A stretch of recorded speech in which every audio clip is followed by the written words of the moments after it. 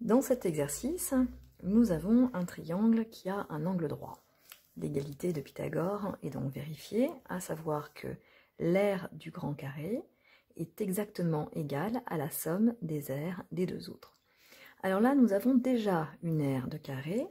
Je vais calculer l'aire du grand carré. 20 mètres fois 20 mètres, 400 mètres carrés. Et c'est maintenant qu'on applique le théorème de Pythagore. Cette aire plus cette aire qu'on ne connaît pas doit être égale à celle-là. Et on va compléter soit en faisant une soustraction, soit par complément, donc 400 moins 144, et on va trouver 256. Nous sommes sur les aires, donc mètres carrés. Là, nous avons trouvé l'aire de la bâche, et il nous reste maintenant à trouver la longueur de son côté.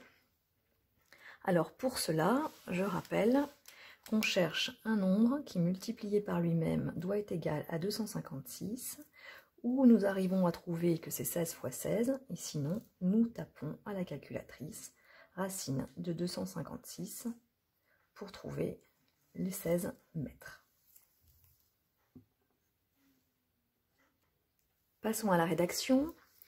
Nous expliquons à notre lecteur, les conditions de Pythagore sont vérifiées, donc nous avons un triangle rectangle en A.